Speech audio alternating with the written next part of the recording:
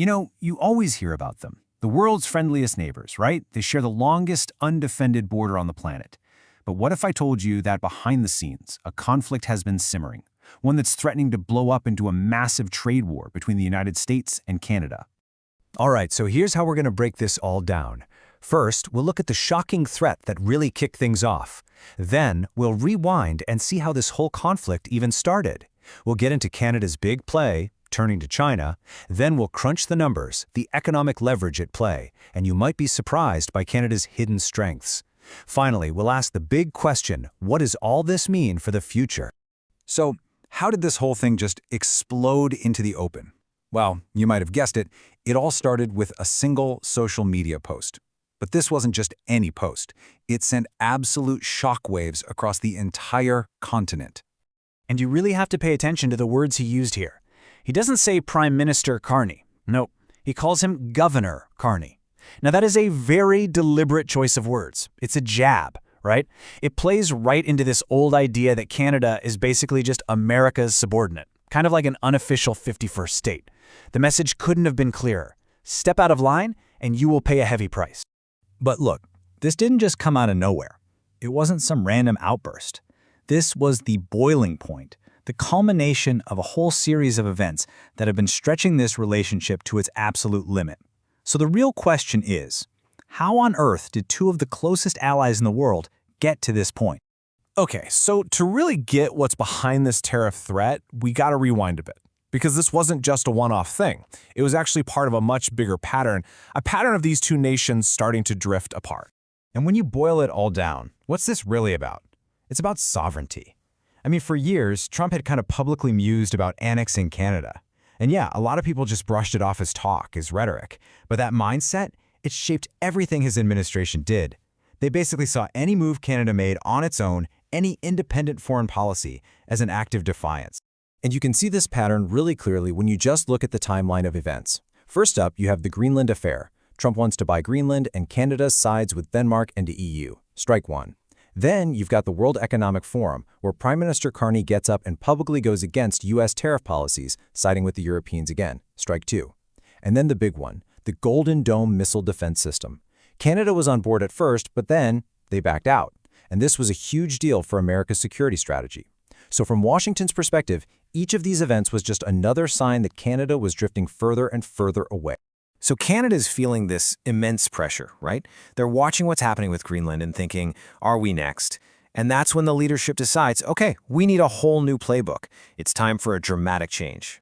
And what they did was a huge deal. The Canadian Prime Minister makes this landmark trip to China. Now get this, no Canadian PM had done that in a decade. So this wasn't just some routine handshake photo op. Oh no, this was a message, a clear signal sent straight to Washington saying, hey, we're looking for new friends. We're not going to be totally dependent on you anymore. And this wasn't just for show either. They came back with real, concrete deals. A new trade and strategic partnership, a huge agreement for zero tariffs on 500 different types of Chinese electric vehicles, and a brand new $3 billion market in China for Canadian canola. What you're seeing here is Canada actively, strategically, building an economic counterweight to the United States. So this big pivot to China, that is what directly led to Trump's 100% tariff threat. It was a direct response. And to really understand why he felt he had the power to make a threat that big, well, you just need to look at the cold, hard numbers. I mean, the difference in scale is just staggering.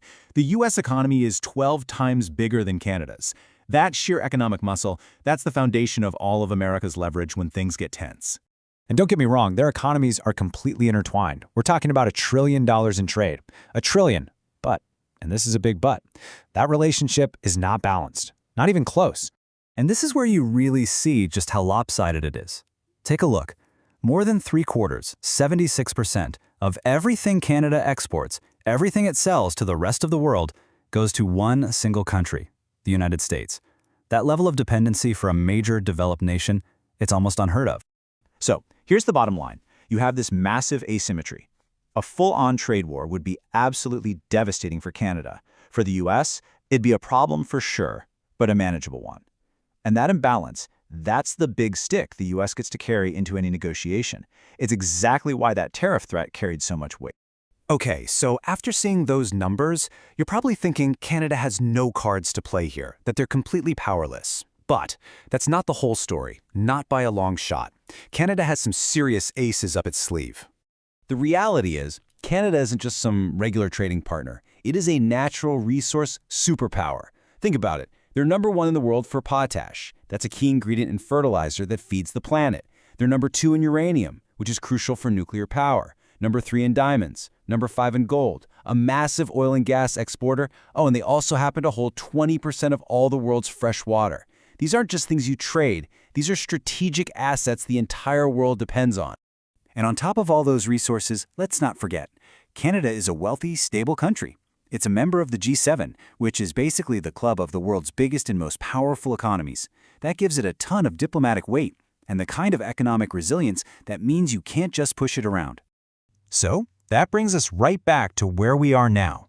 The threat is out there. The economic imbalance is clear as day. But Canada has put its own strengths on the table too. It's the standoff. So where does that leave these two neighbors? Well, Canada's response definitely wasn't to back down, not at all. Instead, Prime Minister Carney came out with this defiant rallying cry for his country: Buy Canadian, build Canada. It was a powerful message of economic nationalism.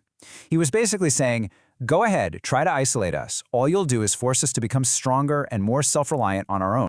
And in the end, that's what this whole conflict boils down to. It's forced Canada to confront a fundamental question about its own identity. Is it going to remain in the economic and political shadow of its superpowered neighbor? Or is this the crisis that finally pushes it to step out and forge a new, truly independent path on the world stage? The answer to that question? Well, it's going to redefine North America for generations.